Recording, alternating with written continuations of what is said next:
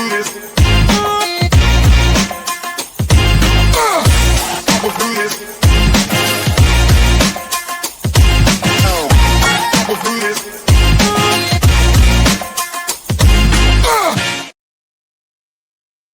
everybody, welcome back to my channel, FPL Vincenzo here, and again a slightly different pod this week, looking at the topic of price snobbery really, and a topic on whether certain players are sort of overlooked because they're at an awkward price point. I think is probably the best way to put it.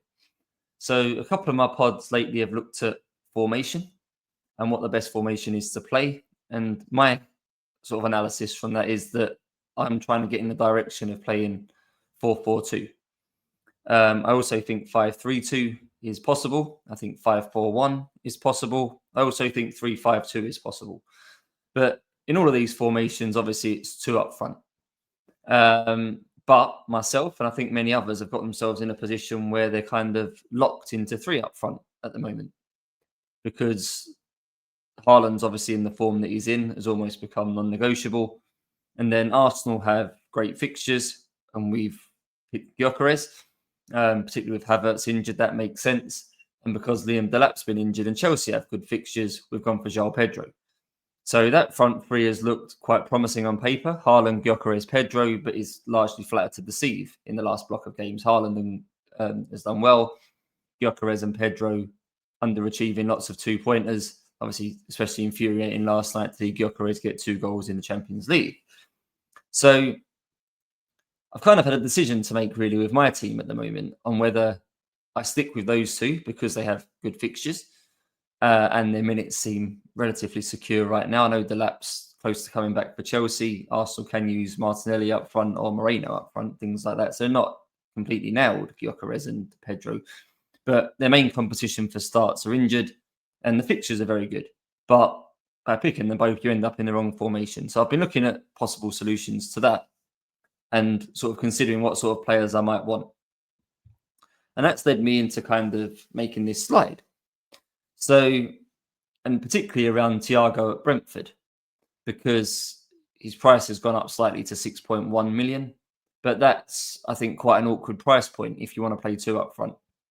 So I'll go through what the data says first, and I'll talk about some of my thoughts and some of the analysis to go with it. So on the screen at the moment, for those on audio, is a list of 9 strikers that I think are all been doing very well for different reasons, how many FPL points they have, what that means in terms of points per start, and what their XG is to sort of give some sort of thought on whether they're over or underachieving.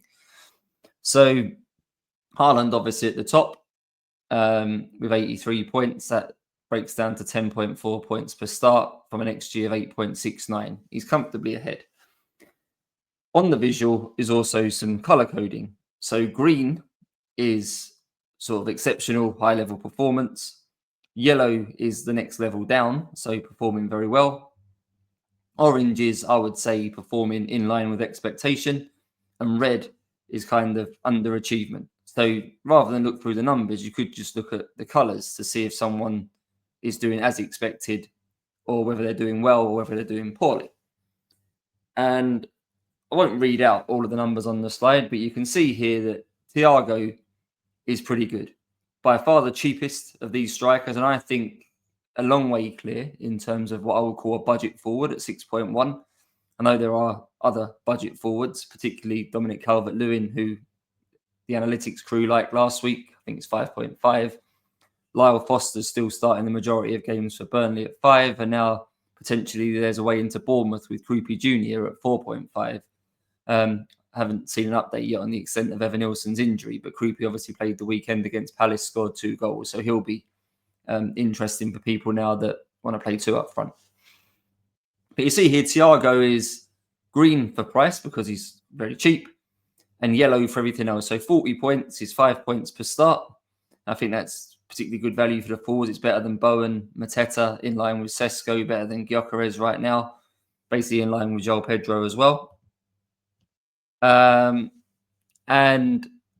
his XG is more than healthy as well at 3.37. In fact, in terms of points per start, he's only bettered by Ekitike, who's obviously now a minutes risk with Isak and Voltemada and Haaland.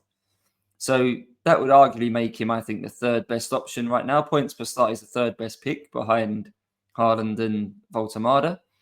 In terms of XG, he's probably also the third best pick behind Haaland and Mateta. Price is clearly the best value for money, I think, if he's only 6.1.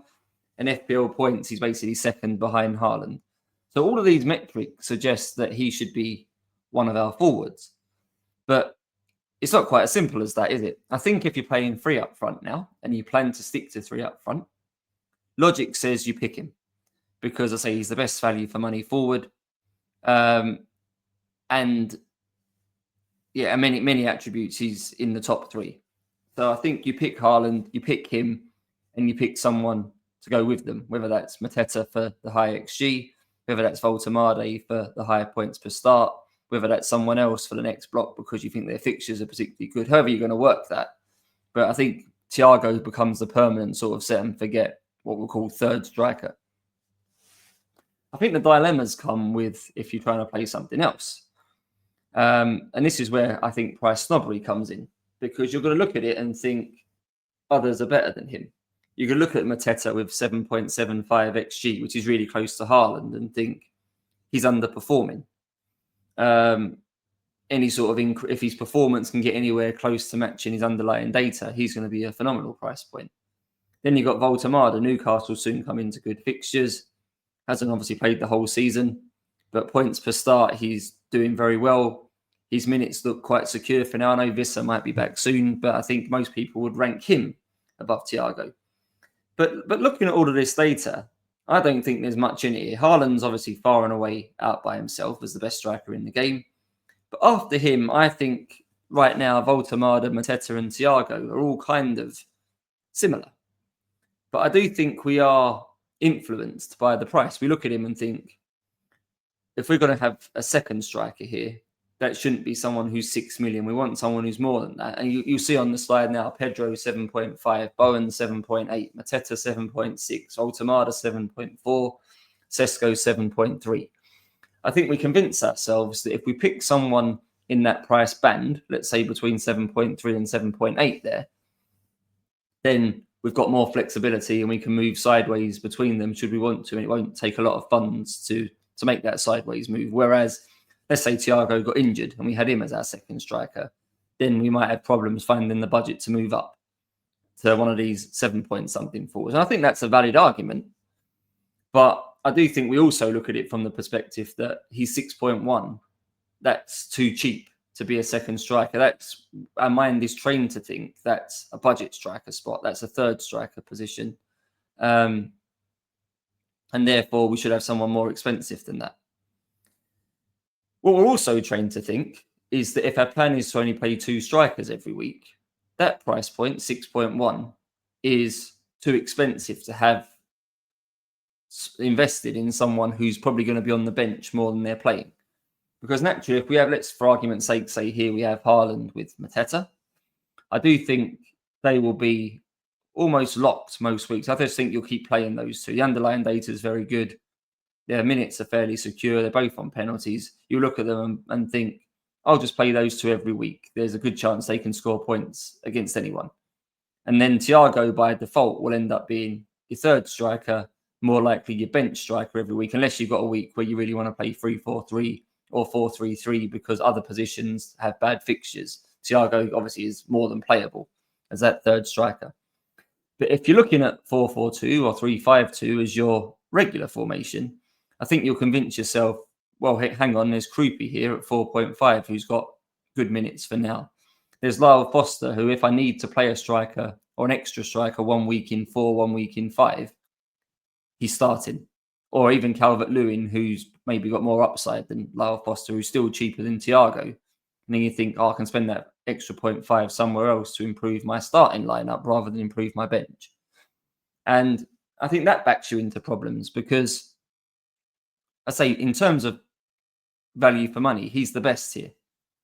And I would still much rather have him as my third striker, even if I was planning to bench that third striker quite a lot. I still think he's way worth the extra here on Calvert-Lewin, way worth the extra on like Foster. Debatable whether he's worth the extra on Krupi. There is a 1.5 million difference, and we don't know how long Krupi is going to be in the team for. That could be an argument there that Krupi is acceptable or valid as a third striker. But there'll be lots of managers that think, I need to get more budget into my starting lineup and less budget on the bench. I can't be benching 6 million forwards often. I can't be benching 6 million midfielders often or 5 million defenders often, because there's playable picks at far cheaper prices and we should be spending our money in our starting lineup. I do think this year is a bit different because most of the premiums aren't doing well, shall we say. And because of DEFCON in particular, a lot of budget options are way more pickable than they used to be. I think it's actually very easy here this year to probably pick a competitive FPL team, probably for 95 million. I think if you drop the budget to 95 million and started the game again from now, knowing what we know, I think most of us would still have a team that we're more than happy with at that price. So that does mean we can invest a bit more in our bench players, I think, on that proviso that why not have Thiago over Calvert-Lewin, because you can. So I think this is something we need to just get our head around as a group here, that especially for me, because I'm, say, on the process, I've got 3 strikers right now. I've got Haaland, Gyökeres and Pedro. I want to move into 4-4-2. And let's be fair, I'm getting fed up of Gyökeres and of Pedro. So both need to go. One of them will probably become one of these 7 million guys as my second striker, probably between Mateta and Voltemada right now, for me personally. But the other one, I think, should come down to, if I'm moving into 4-4-2, should come down to a cheap striker. Natural instinct says pick someone who's playing, who's as cheap as possible. But really, I think I'm heading towards picking Thiago here in this third striker spot. But we have to sort of train our minds almost and get our heads into the mindset that that's fine to pick him as a 6 million and have him as someone who could be benched. I think the big question for managers here is he or should he be in the discussion as the second striker, and whether that price snobbery exists, that we can't possibly have him as that because he's 6.1, even though underlying data-wise and outcome-wise right now, he's more than matching Mateta, more than matching Ekatike on many metrics, who are costing 1.5 million more. So he should be on the shortlist the same as them for a second striker spot, but most of us won't view him like that. And I think that's sort of the point I wanted to raise here, that we're doing that because price snobbery, because we train ourselves to think that's too cheap. We can't have him as a second striker at that price point, and that's wrong. And we should be viewing people more on outcomes rather than purely on price. So just sort of have a word with yourself, I think, is my point of this pod here. Does this happen to you?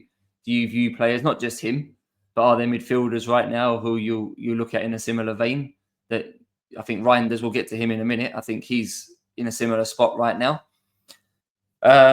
So yeah, that was the point really. So the thoughts were, I'll just read it out for those on audio. So Thiago, I think, is an obvious third striker for teams set on playing 3 strikers regularly.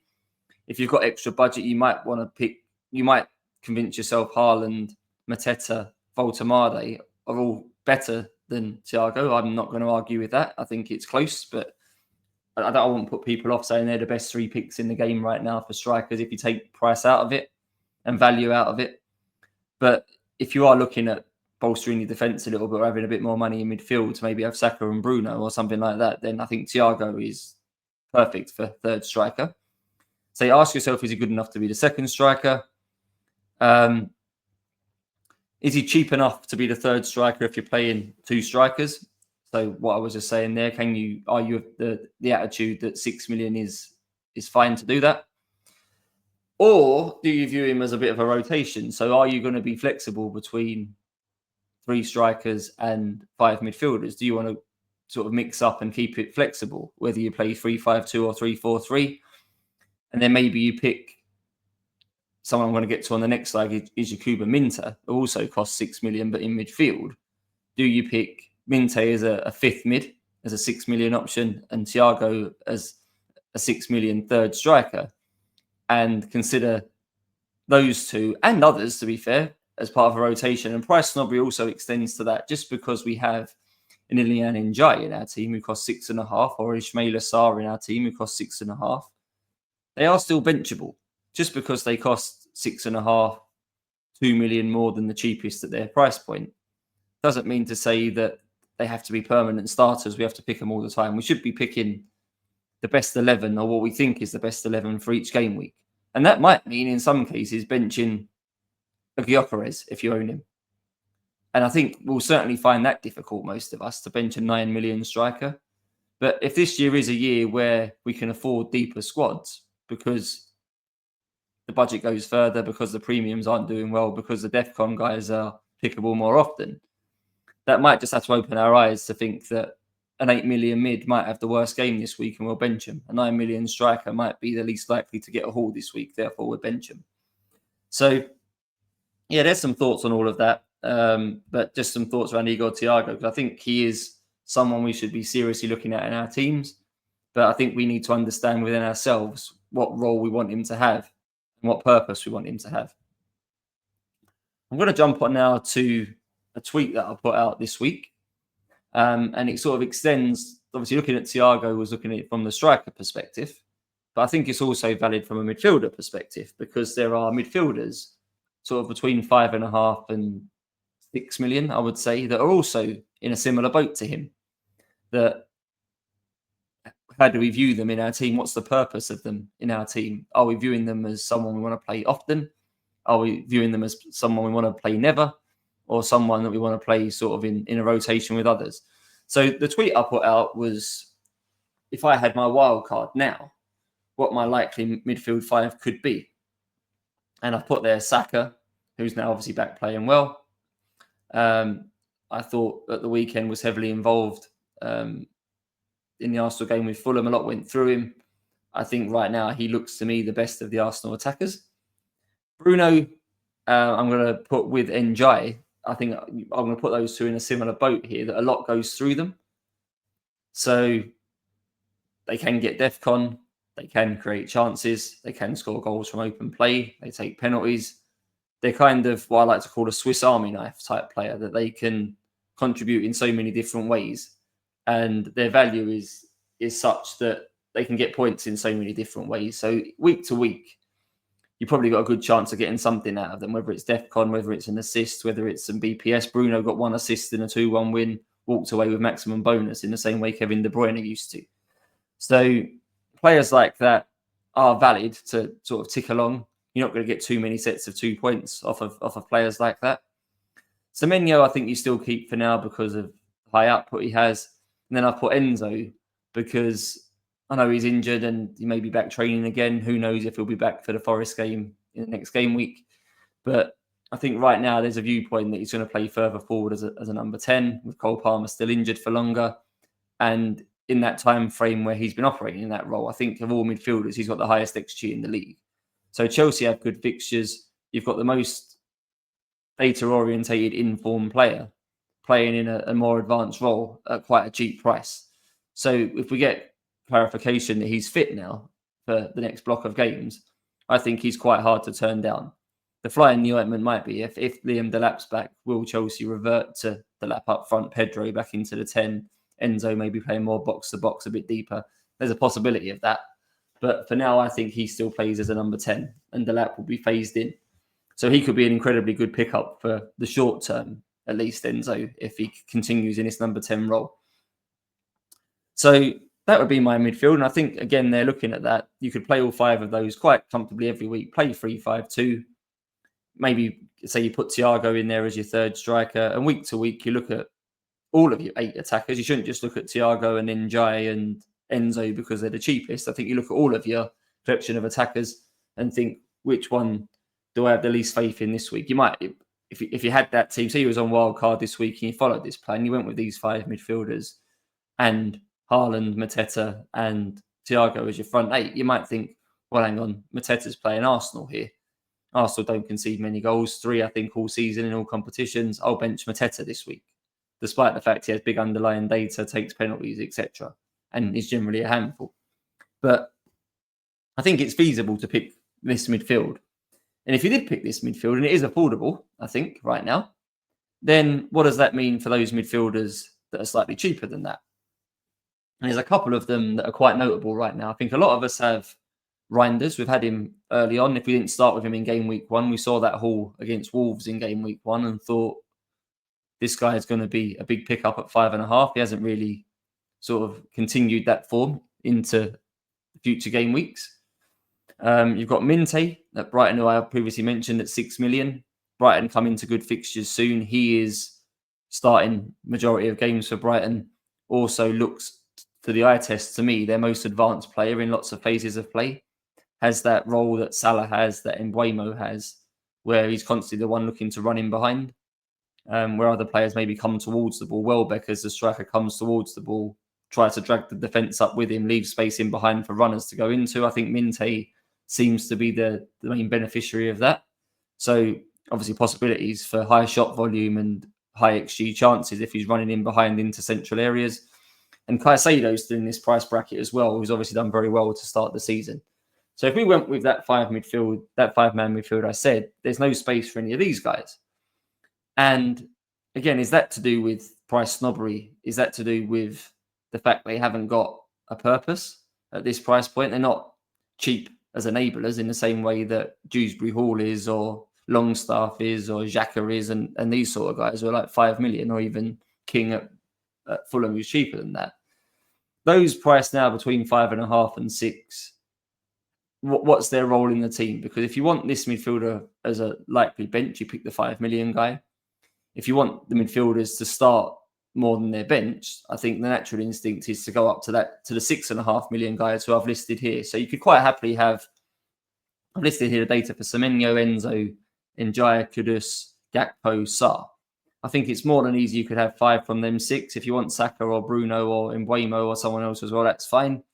But I think the natural calling here is for midfielders at these prices. And again, I think we're drawn to the fact that because they cost a certain amount, that makes them better picks than some that are cheaper. And again, something we need to get out of our heads, because looking at points I think this is a bit different. I think in terms of what the midfielders are offering, I think paying that little bit more is providing better outcomes where maybe it wasn't for the strikers, because Thiago is matching the more expensive strikers more closely. I think there's a more valid argument there. But in midfield, I think the more expensive guys are delivering more. The points are higher for Enzo, Njaya, Kudus, Gakpo, Sarr. Points per start is higher, a lot of them over 5, whereas Minte's delivering 4.1, Reinders 4. So you got Enzo at basically 6, Njaya, Kudus just over 5, Gakpo 5.5, Sarr over 6. Attacking return wise, you're getting a lot more. Caicedo has got 3 goals, but that's from an XGI of 0.76 and an XG of 0.52. So it doesn't feel like it's sustainable from Caicedo. It feels like for now he's overachieved on his variance. So I do take this stuff quite seriously. Not that there aren't players who can continually outperform their expected data, but I don't think it's largely sustainable. You'd imagine his goal threat is going to reduce. His output is going to dry up a little bit. Still could be a good pick because of DEFCON and reliable minutes, etc. But I don't think right now you pick Caicedo realistically over a Sarr or an Njai or someone like that. So I say the question here is really what I think for me, I own Reinders right now. And in my squad, he's a 4th mid because I have Dewsbury Hall as my sort of perma benched 5th mid. Again, I might need to be more open to playing him. And I may even do that in this game week because Dewsbury Hall's got Tottenham where Reinders has got Villa. I'd probably say Dewsbury Hall maybe has slightly higher output potential from his game. So maybe I'll play him and bench Reinders this week. Although Reinders did just get a rest in Man City's European game. But I say when he's playing, his output's not great. I think he's become quite an awkward player in the game now. And I think a general decision for us managers is how we view him. Because he's the midfield equivalent of what Thiago is as a striker. I say up until now, I've basically played him every game week.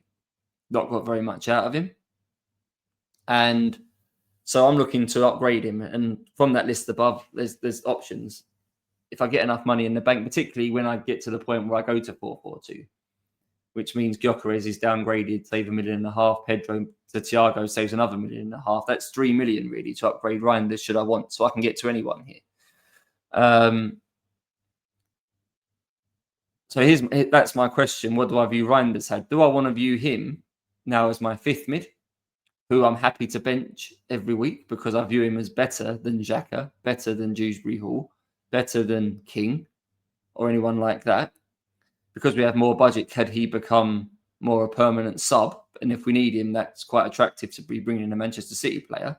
Even Minte, who's 0.3 more at 6 million, but I say making runs in behind, looks a key component of the Brighton attack. Brighton, a team that you feel like could score against anyone. Do we need to be a bit more sort of open to playing more here for a midfielder at this sort of lower mid-price point, as I'm going to call it, as more a bench player?